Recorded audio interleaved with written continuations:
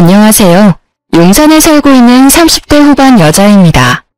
제가 30년 넘게 살면서 나름 많은 경험을 했다고 자부했는데 최근 역대급으로 힘든 일을 겪었어요. 어디 가서 말하기 창피할 정도라서 혼자 속으로 끙끙 앓고 있었는데 너무 답답한 마음에 사연을 보내봤어요. 처음엔 이 사연을 보낼까 말까 고민 엄청 많이 했었는데 그래도 고구마를 먹은 듯한 이 답답함을 풀고 싶어서 보내게 됐어요. 남편도 이 사연을 보내보는 게 어떠냐고 말해주기도 했고요.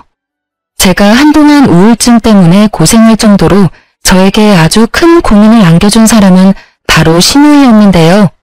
아가씨 때문에 한동안 우울증 약을 복용할 정도로 하루하루 정말 고통스럽고 힘들었습니다. 동갑내기 남편과 결혼하기 전부터 남편한테 4살 어린 여동생에 대해서 종종 들어왔었어요. 남편과 연애할 당시 남편의 여동생과 빨리 친해지고 싶다는 생각을 했어요.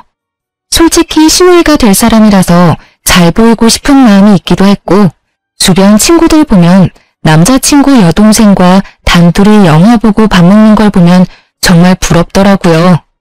그래서 연애할 당시 남편에게 여동생 좀 소개해달라고 부탁을 했었는데 오히려 여동생이 부담스러워할 수 있다고 미리 안 보는 게 좋을 거라고 말하더라고요. 그 말을 듣는 순간 좀 서운했었는데요. 그 당시 이미 결혼한 친구들은 뭐하러 미리 사서 고생을 하냐고 저한테 잔소리를 했습니다. 신우이가 시어머니보다 더 심한 시집살이를 시킨다고 하더라고요. 그래서 미리 만나면 그만큼 미리 시집살이를 당하는 거라면서 절대 먼저 만나지 말라고 경고했어요. 친구들 말대로 미리 만나지 않는 게 정말 다행이었더라고요. 아무튼 남편은 여동생을 끔찍이 아껴왔었어요. 남편과 시부모님 말로는 아가씨가 어릴 적부터 많이 아팠었다고 해요. 몸이 워낙 약한 상태로 태어났기 때문에 온갖 잔병은 다 앓고 지냈다고 하네요. 어떤 병 때문인지는 잘 기억이 안 나지만 몇 번 수술까지 받았을 정도라고 해요. 지금은 감기도 잘 안 걸릴 정도로 건강해요. 그런데 그런 아가씨는 예전에 심하게 몸이 약했고 아팠었던 걸 미끼 삼아서 가족들한테 엄청 많은 걸 요구하고 징징거리는 일이 많았었는데요. 성인이 되고 나서도 남편한테 매달 용돈을 받아 쓰는 것은 물론이고 게다가 틈만 나면 시부모님께 이거 사달라 저거 사달라 하는 일이 셀 수 없이 많더라고요. 마음 약한 남편과 시부모님은 매번 그런 요구를 들어주셨고요. 그리고 남편과 제가 결혼식을 올리고 신혼여행을 가려고 했을 때 그 신혼여행까지 따라간다고 울고 불고 난리가 아니었어요. 아무래도 동생이지만 다 큰 성인이 울면서까지 따라가겠다고 떼쓰는 모습에 5만 가지 정이 다 떨어지더라고요. 다행히 시부모님께서 신우이한테 온갖 막말을 해가면서 가지 못하게 막아준 덕분에 우리 둘이 재미있게 신혼여행을 다녀올 수 있었어요.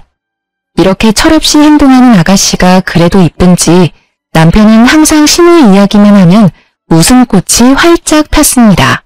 결혼하기 전엔 그런 남편을 전부 이해하지 못했었지만 입장을 바꿔 생각하면 만약 내 남동생이 신우이처럼 아팠었더라면 저도 그랬을 것 같다 라는 생각을 잠시 해봤어요. 그래서 이해하지 않아도 남편의 마음을 인정하기로 했죠. 근데 그런 남편과 제가 결혼하고 난 뒤 도저히 이해가 안 가고 감당하기 어려운 행동을 하는 신우이 때문에 미칠 것 같았어요. 저와 남편이 결혼한 지 얼마 안 됐을 때 있었던 일 하나 말씀드리자면 신우이의 자격지심과 관련된 일이 있었어요. 신우이는 어릴 때 워낙 자주 아파서 중학교 중간까지만 다니다가 자퇴했는데요. 자퇴한 이후에 1년 정도 쉬다가 검정고시를 봤다고 하더라고요. 중학교, 고등학교 과정 모두 합격한 뒤 대학교 진학을 포기했다고 들었어요. 아무래도 공부 쪽에 소질이 너무 없어 차라리 바로 돈을 버는 게 좋겠다 싶었다네요. 그런 아가씨는 의외로 학력과 돈에 대한 자격지심이 상당히 심한 편이더라고요. 저에 대해서 하나부터 10까지 집요하게 물어보는 일이 많았는데요. 대학교부터 직업, 연봉, 직책 등등 굳이 말하고 싶지 않은 콤플렉스까지 알려고 하는 그런 아가씨가 부담스러울 때가 정말 많았어요. 언니, 어느 회사 다녀요? 전 검정고시에다가 대학교도 안 나왔는데 회사에서 무려 300만 원 정도 월급 줘요. 대박이죠? 일반 중소기업에 다니면서 이렇게 받기 힘든 거 아시죠? 아, 그러시구나.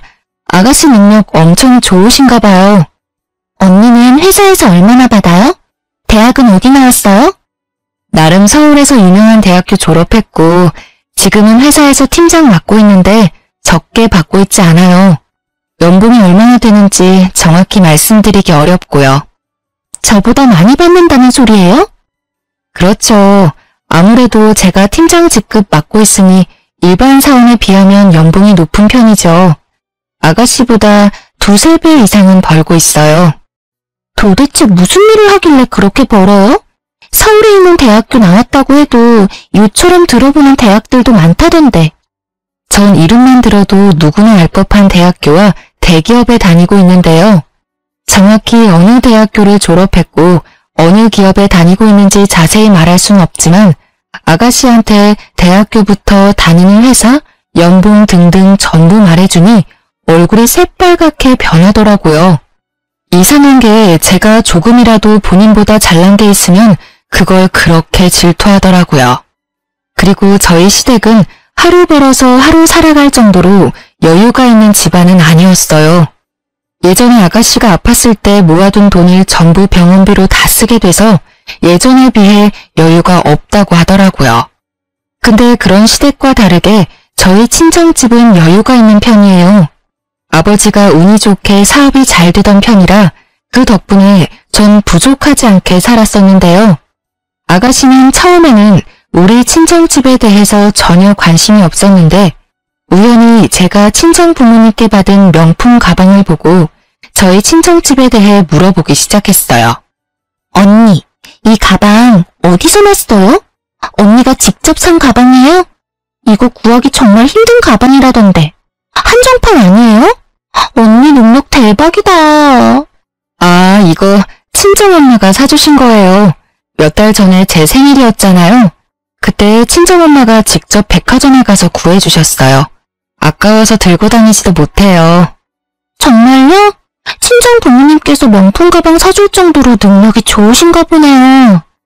아, 부모님이 좀 여유가 있으신 편이죠. 근데 부모님이 돈이 많으신 거지 제가 많은 게 아니라. 도대체 무슨 일을 하시길래 이런 비싼 가방도 아무렇지 않게 사주시는 거예요? 아버지가 사업하세요.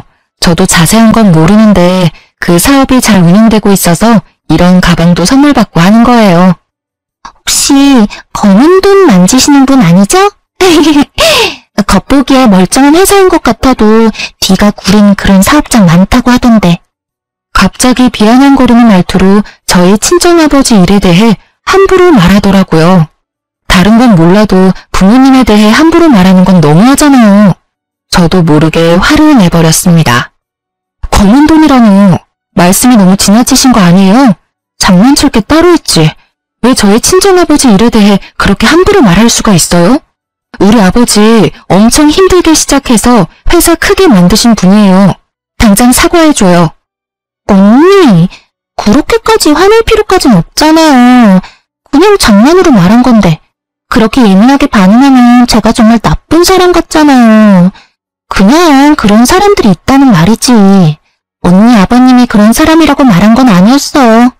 그리고 솔직히 말해서 언니가 뭐라고 이런 가방 선물 받고 들고 다니나 싶었어요. 부모 하나 잘 만나서 엄청 호사 누리고 사니 이런 생각한 건 맞아요. 말이면 다예요. 제가 부모님 덕분에 남들보다 조금 더 편하게 산 건 맞지만 좋은 대학교 나오고 좋은 직업까지 얻게 된 건 다 제 노력이에요. 고작 이 가방 하나로 저를 너무 편하게만 살아온 사람 취급하지 마세요. 언니 능력에 비해서 정말 편하게 살고 있는 건 잊지 마세요. 솔직히 저도 어릴 때 아프지만 않았어도 언니보다 더 멋지게 살 수 있었을 텐데. 만약 내가 언니랑 똑같은 조건에서 시작하고 살았더라면 제가 더 괜찮았겠죠. 그거 다 핑계예요. 아가씨처럼 어릴 때 아팠던 사람들도 지금 멋지게 살고 있는 사람들 많아요. 그리고 아가씨도 대학 충분히 갈 수 있었고 노력만 했었더라도 남들처럼 떵떵거리면서 살 수 있었을 거예요. 근데 본인도 공부 쪽에 영 소질이 없으니까 대학 안 가고 바로 일 시작한 거 아니에요? 그러면서 대학 나온 사람들 항상 무시하고 본인보다 돈 조금이라도 버는 사람들 안 있고하고 가끔 보면 아가씨 자격지심 너무 심해요. 오히려 인생 편하게 살려는 건 아가씨 아니에요. 와, 언니 말하는 거 진짜 밥맛이네요. 언니가 절 그렇게 생각하고 있는 줄은 몰랐네요.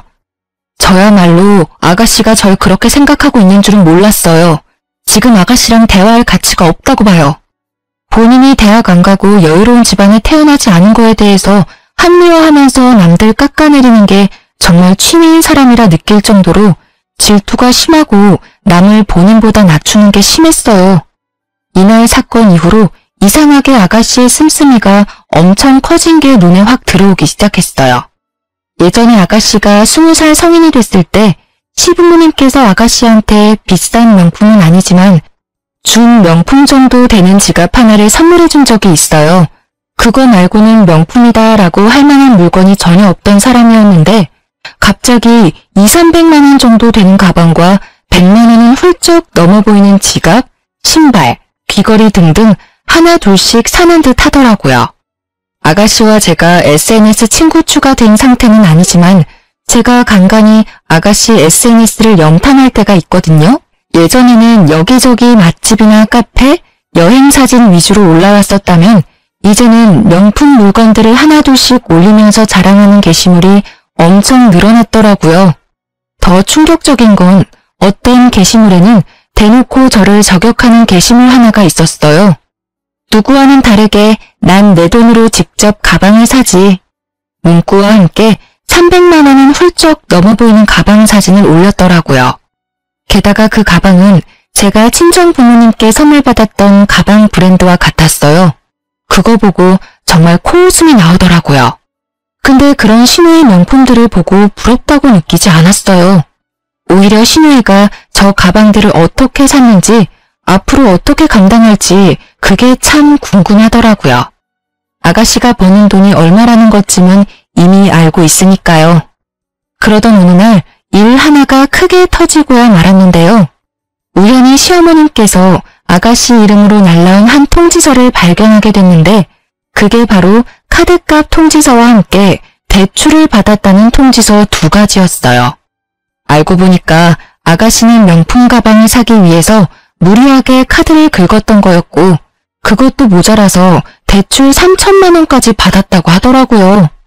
처음엔 가방 한두 개만 사려고 카드 할부를 했다고 했는데 본인 월급으로 그 할부값도 감당하지 못할 것 같아서 조금씩 대출을 받기 시작했다네요.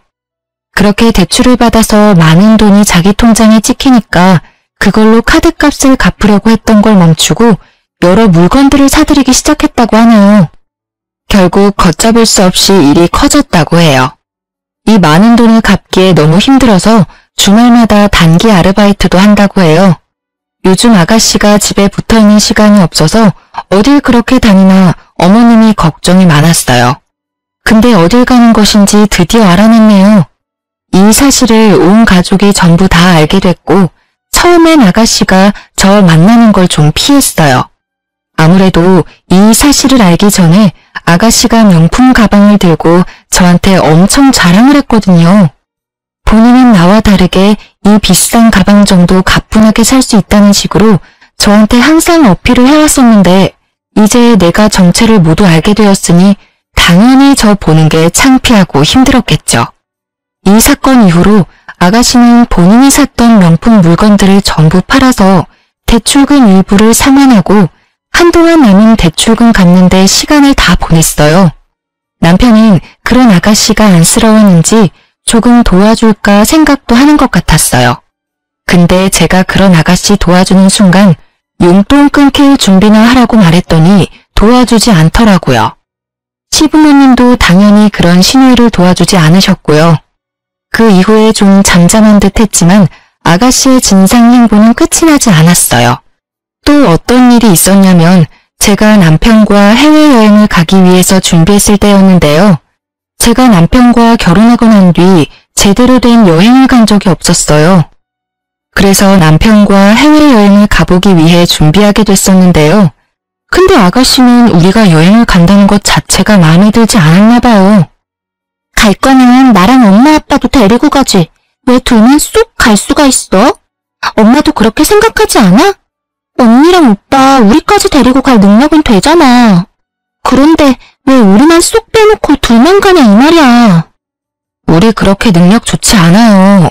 그리고 우리도 결혼하고 나서 처음으로 여행 가는 거라서. 맞아. 그리고 엄마 아빠도 가만히 있는데 왜 너가 설쳐? 너가 몰라서 하는 말인데 새아기가 작년에 우리가 집에만 있는 게 안쓰럽다고 관광여행 보내줬어. 그리고 이번에도 같이 가자고 물어봤는데 우리가 안 가겠다고 거절한 거야. 그러니까 중간에서 이간질할 생각 절대 하지 말고 너나 우리한테 잘해. 딸인 너는 우리한테 정작 아무것도 안 해주고 있으면서 왜 잘하고 있는 새언니를 잡으려고 하냐?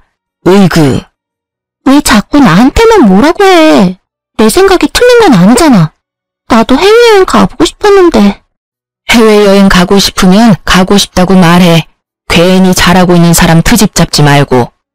중간에서 이간질을 하려고 했던 아가씨는 오히려 시어머님께 혼났어요.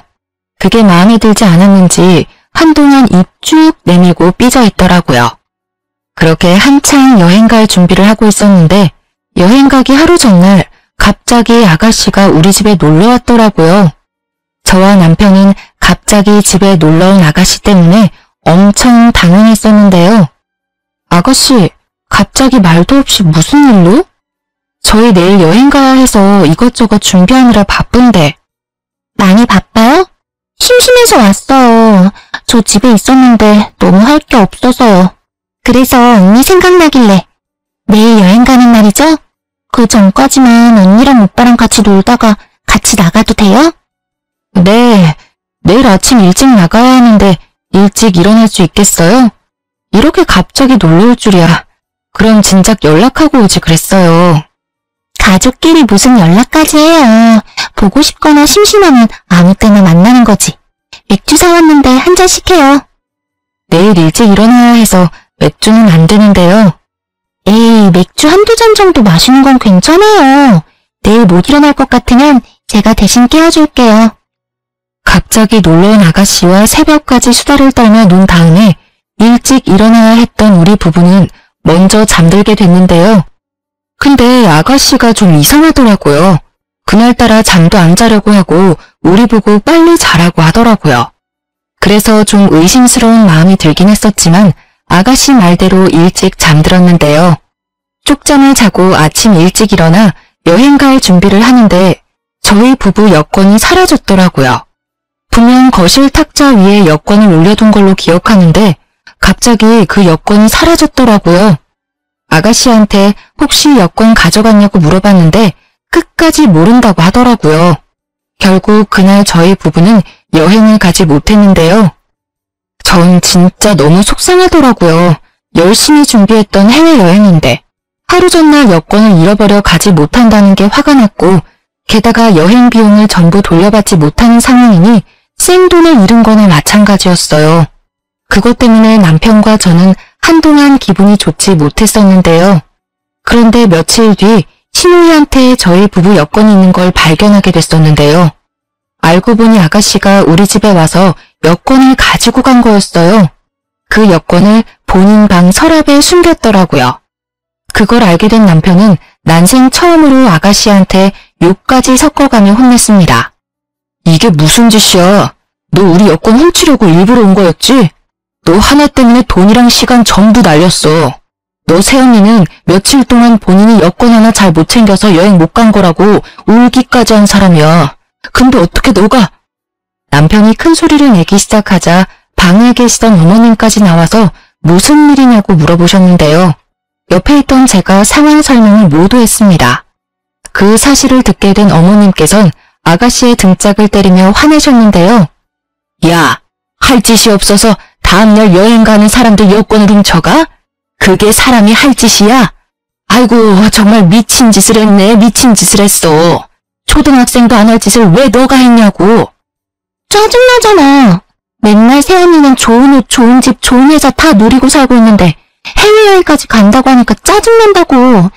나도 해외여행 가고 싶은데 나한테는 같이 가자고 물어보지도 않고 치사하게.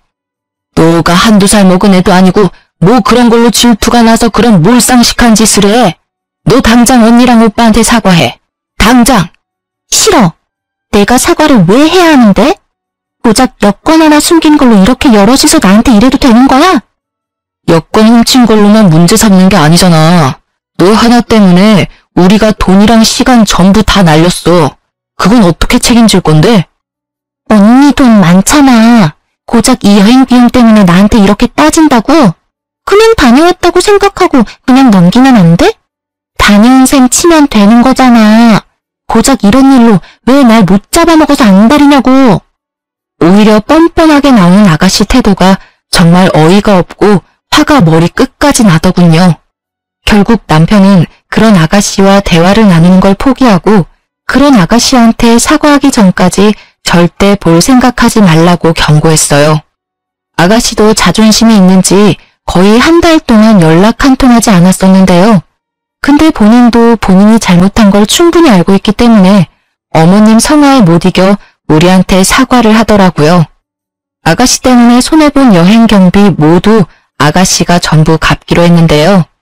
처음에는 안 받을 생각도 잠시 했었는데 오히려 시어머님과 남편이 꼭 받으라고 하더라고요. 그래서 아가씨한테 돌려받은 돈으로 국내 여행이라도 다녀오기로 했죠. 조용하다 싶으면 이런 식으로 사고를 치는 아가씨 때문에 항상 마음이 조마조마하고 받아주기가 점점 힘들었어요. 사실 아가씨는 남편에 대한 애정이 남달라요. 남편도 그런 아가씨를 굉장히 아끼는 편이고요.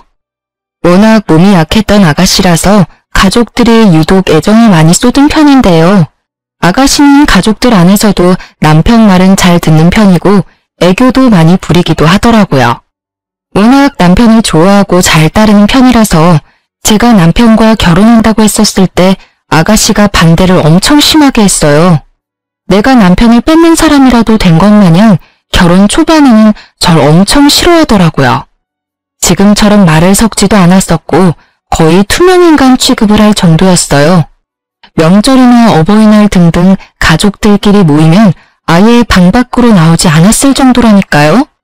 시간이 지나면서 자연스럽게 말도 섞고 그렇게 됐지만 여전히 저를 향한 질투가 없어지진 않았었어요. 그런 신우이가 언제 한 번은 절 죽일 뻔한 사건 하나가 있었는데요. 저와 남편은 아이를 그렇게 좋아하지 않아 아이를 가질 계획이 전혀 없는 딩크족이었어요.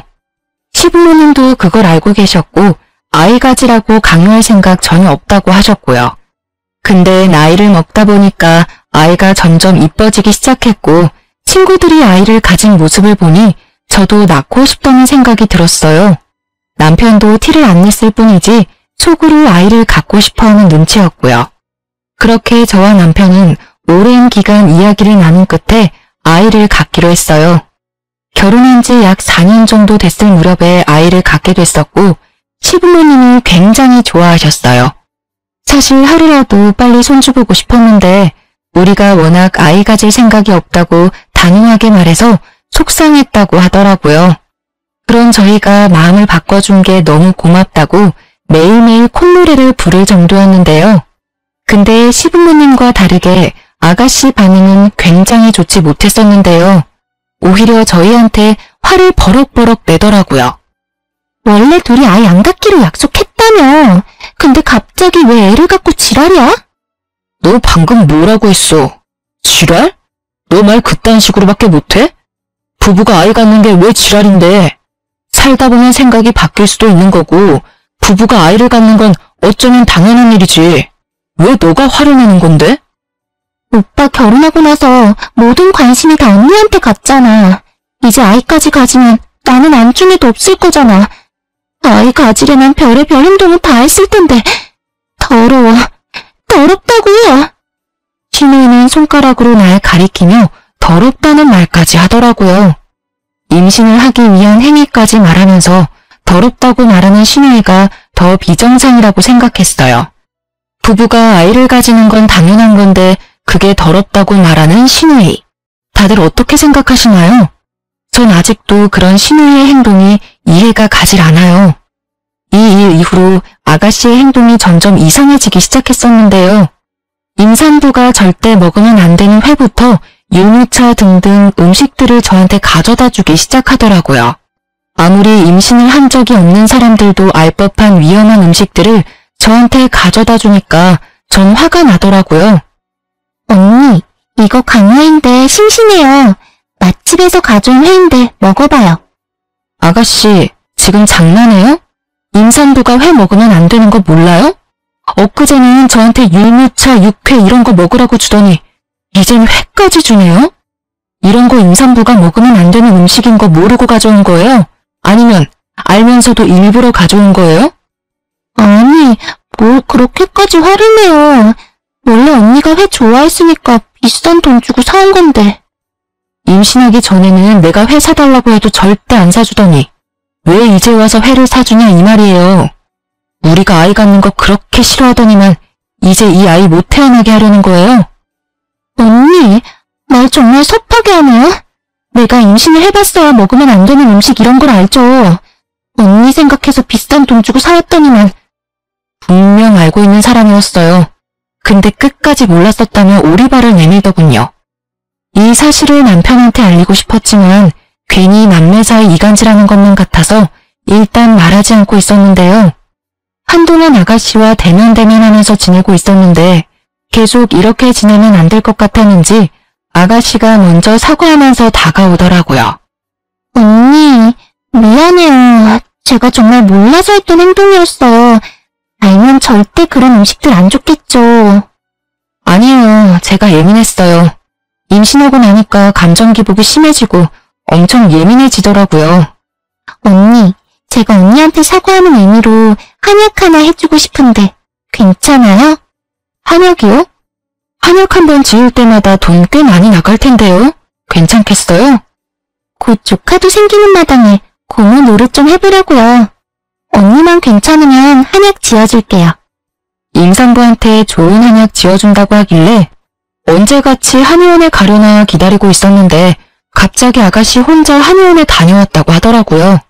본인 다이어트 한약 타온 김에 제 한약까지 타왔다고 하는데요.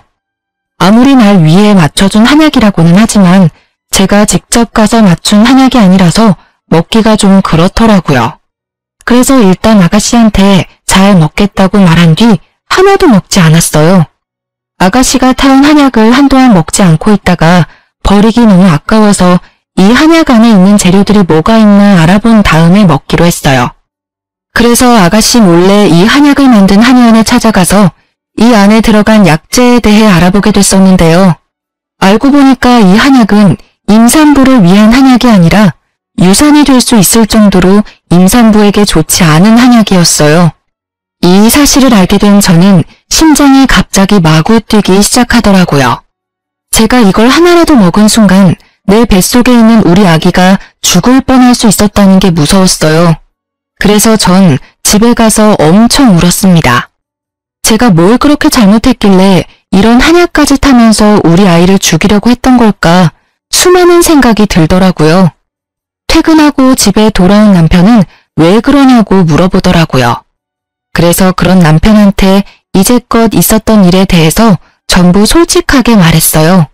회, 육회 등등 음식을 가져다 준 것부터 한약까지 전부 말했습니다. 뒤늦게 이 사실을 알게 된 남편은 이걸 왜 지금 말하냐고 저한테 화내더라고요. 그리고 그런 저를 데리고 바로 시부모님 집으로 향했습니다. 거실에서 시부모님과 아가씨는 TV를 편하게 보고 있었는데요. 남편은 그런 아가씨를 보자마자 바로 뺨을 때렸어요. 뺨을 맞은 아가씨는 얼굴이 빨갛게 올라왔고 펑펑 울더라고요. 너는 오자마자 이게 무슨 짓이야? 갑자기 애를 왜 때리고 그래? 엄마, 얘 당장 내보내. 인연이 내 아이 죽일 뻔한 살인범이야. 이런 살인범을 이제껏 내 동생이라고 데리고 살았던 게 내가 미친놈이지. 살면서 남편이 이렇게 화낸 모습은 처음 봤어요. 어머님과 아버님도 그런 남편의 모습이 몹시 당황한 눈치였어요. 아가씨는 엉엉 울기만 할 뿐 그 어떤 말도 하지 않더라고요. 무슨 일인데 그래, 어? 엄마 아빠, 얘가 은영이한테 한약 준 거 알고 있지? 그 한약이 아이한테 좋은 한약이 아니라 아이 죽일 수 있는 그런 한약이래. 그거 한 번이라도 먹었으면 아이가 죽거나 산다고 해도 멀쩡하게 태어날 수가 없다고 그랬다네. 그런 사실을 숨기고 이 사람한테 한약을 준 거라고. 은영이가 좀 의심스럽다고 안 먹어서 다행이지. 하나라도 먹었으면 어쩔 뻔했어? 김우영, 그게 사실이야? 어? 너 입으로 당장 말해봐. 네 오빠가 한 말이 사실이냐고. 맞아. 일부러 그랬어. 언니가 너무 싫었거든. 이제껏 오빠는 나만 좋아하고 나만 보살폈는데 그런 오빠가 갑자기 이 여자랑 결혼하고 게다가 아이까지 가졌으니까 그게 너무 속상했어. 이 여자가 내 오빠 뺏어간 것도 열받는데 이제 애까지 생겼으니 날 거들떠보지도 않을 거잖아. 오빠는 내 거라고. 아무리 그래도 그렇지. 애를 죽일 생각을 해? 이거 엄연히 살인미수야. 너 절대 가만히 안 둬. 알겠어? 나 오빠 동생이야. 나만 좋아하고 이뻐해야지. 제발 가지 마. 나만 좋아해달라고. 나 오빠 정말 좋아해. 정말 좋아한다고. 그럼 내가 죽는다고 해도 끝까지 이 여자 편만 들 거야? 아가씨는 거의 미친 사람처럼 남편한테 매달려서 자기만 사랑해달라고 애원을 하더라고요. 남편은 그런 아가씨를 밀치면서 화를 내고 온갖 욕을 다 했습니다. 남편한테 매달리는 아가씨의 모습을 보니 정말 말이 나오지 않더라고요. 애정 결핍이 심한 사람이라고는 보이지 않고 오히려 이게 잘못된 사랑이 아닌가 싶더라고요. 이게 남매 사이라고 도저히 보이지 않았어요. 속으로 아가씨가 남편을 오빠가 아닌 남자로 보고 있던 게 아닐까? 라는 생각을 잠시 해보기도 했었는데요. 이 사건 이후로 저희 부부는 한동안 시댁에 가지 않았었는데요. 시부모님만 밖에서 따로 만났었어요. 시부모님 집으로 가면 아가씨가 있기 때문에 일부러 피하기 위해 가지 않았었는데요. 이 사건 이후로 시부모님도 그런 아가씨와 대화를 절대 나누지 않는다고 합니다. 그리고 얼마 뒤 시부모님은 큰 고민 끝에 그런 아가씨를 파양하겠다고 하더라고요. 그게 무슨 말이냐고 물었는데 알고 보니까 아가씨는 입양됐다고 해요. 아주 어릴 적에 입양을 했었고 아주 애지중지 키웠다고 합니다. 남편은 그런 아가씨가 입양된 동생이라는 사실을 알고 있었고 그래서 더 잘해줬다고 해요. 반대로 아가씨는 본인이 입양된 사실을 모르고 있었다가 20살이 되었을 때 본인이 입양된 사실을 알게 됐다고 하네요. 본인이 입양된 사람이라는 것을 알게 된 이후부터 남편에 대한 집착이 더더욱 심해진 거라고 해요. 시부모님은 오랜 고심 끝에 파양을 결정하게 됐고 우리 부부한테 먼저 이 소식을 알려줬어요. 그 다음날 저희 부부를 집으로 불렀었고 그 자리에 아가씨도 있었습니다. 오랜만에 만난 거였는데 살이 많이 빠진 상태였어요. 우영아, 이제 우리가 이번 일에 대해 제대로 대화를 나눠야 할 때가 온 것 같다. 너가 은영이한테 그런 짓을 했었다는 걸 알게 된 이후 너랑 대화하는 게 너무 싫어서 무조건 널 피했었던 것 같아. 이 엄마 아빠가 그동안 고민할 게 좀 있어서 널 대면했었어. 무섭게 왜 그래? 한동안 나랑 말도 안 섞더니 이제 와서 무슨 결정? 고민했던 게 뭔데? 널 파양하기로 결정했어. 내가 직접 널 낳은 건 아니었지만 마음으로 낳은 딸이라 생각하면서 키웠다. 근데 지금껏 너가 은영이한테 한 행동을 보면 정말 용서가 안 돼. 이제껏 진심으로 널 딸이라 생각한 이 엄마는 이 결정을 한 게 정말 힘들었다. 근데 너가 한 행동 도저히 이해가 안 가. 내 며느리부터 내 손주까지 둘 다 잃을 뻔했어. 너 하나 때문에. 앞으로 내 며느리, 손주 건강하고 행복하게 하기 위해서는 파양이 답이야. 이 엄마도 너가 용서가 안 돼. 앞으로 우리 가족이 아니라 너 혼자서 살아가야 해. 엄마, 그게 무슨 말이야? 날 버리겠다는 거야? 고작 이 여자랑 이 여자 뱃속에 있는 애새끼 때문에 날 버리겠다는 거냐고. 오빠랑 아빠도 동의한 부분이야? 왜 내가 버려져야 하냐고. 이제까지 나랑 같이 산 세월이 얼마인데 고작 몇 년 같이 산 이 여자를 안 버리고 날 버리냐고. 나 절대 못 나가. 나 끝까지 엄마 아빠 딸 할 거고 오빠 동생 할 거야. 내보낼 거면 저 여자 내보내. 파양으로 끝난 걸 감사하게 생각해. 너가 우리 아이 죽일 뻔한 사실 경찰로 넘길 생각까지 했었어. 우리 집에 살인자가 있다고 고소하려고 했던 거 그래도 이제까지 너랑 같이 산 세월을 생각해서 여기서 끝내는 거야. 앞으로 너 우리 아이 죽일 뻔한 거 항상 속죄하면서 살아. 이제까지 내가 널 여동생이라고 생각하면서 산 게 수치야 수치. 앞으로 너 보고 싶지 않아. 그러니까 조용히 꺼져. 이게 다 너 때문에 그래. 너가 책임져. 너 하나만 없었으면 우리 가족 행복하게 살 수 있었어. 너가 책임지라고 나쁜 년아. 지금 당장 내 눈앞에 안 사라지면 내가 너 또 죽일 거야. 아가씨는 귀신이라도 들린 사람처럼 저한테 달려들더니 머리채를 잡더라고요. 남편과 시부모님은 놀란 나머지 그런 아가씨를 바닥으로 내동댕이 쳤습니다. 바닥에 넘어진 아가씨는 서럽게 울더니 결국 기절을 하고 말았어요. 이날 이후 파양이 성립되었고 그렇게 시누이는 우리 가족 구성원에서 나가게 됐는데요. 시부모님은 그런 아가씨한테 땡전 한 푼도 주지 않고 내쫓았어요. 파양된 이후로 시부모님과 저한테 자주 연락하고 몇 번 찾아오기도 했어요. 집에 찾아오거나 전화가 오면 절대 받지 않았어요. 언제 한 번은 아가씨가 나올 때까지 저희 집 앞에 있는다고 하길래 딱 한 번 만나줬었는데요. 지금 이게 무슨 짓이에요? 제가 분명 아가씨 만나기 싫다고 했을 텐데. 언니, 제발 저 한 번만 용서해줘요. 저 요즘 너무 무서워요. 맨날 악몽 꾸고 자주 아프고 그래요. 언니가 오빠랑 엄마 아빠한테 잘 말해서 저 다시 가족으로 받아주면 안 되냐고 말해주면 안 돼요? 제가 왜요? 이건 다 아가씨가 만든 일이에요. 애초에 아가씨가 제 아이 죽이려고 하지 않았으면 이렇게 파양되는 일도 없었어요. 그러니까 혼자 다 감당하세요. 앞으로 이렇게 찾아오면 정말 경찰에 신고할 거예요? 언니, 정말 한 번만 도와줘요. 저 정말 무서워서 그래요. 정말 나쁜 의도는 없었어요. 그냥 오빠가 너무 좋았던 상태라 질투에 눈이 멀어서. 아무리 오빠가 좋다고 해도 사람을 죽이려고 하지는 않아요. 저 우리 아이 죽이려고 했던 당신 항상 저주하면서 살게요. 앞으로 이렇게 찾아오는 일 절대 없었으면 좋겠어요. 언니, 저 하루하루 속죄하면서 살고 있어요. 저 반성 엄청 많이 했어요. 저 가족들이 이렇게 소중한 존재인 줄 이제야 깨달았어요. 저 정말 죽고 싶을 때가 많아요. 언니가 저 용서해주면 우리 가족 모두 저 용서해줄 거예요. 그러니까 언니, 저 용서 좀 해주세요. 영치 없고 뻔뻔한 건 아가씨가 최고네요. 이렇게 매달려도 저 마음 절대 안 바뀝니다. 아직도 아가씨만 생각하면 심장이 엄청 뛰고 화가 나서 미칠 것 같아요. 앞으로 이런 식으로 찾아오거나 연락 계속할 거면 경찰서에서 만나자는 뜻으로 알고 있을게요. 그만 돌아가세요. 이날 이후로 전 아가씨와 만난 적이 없어요.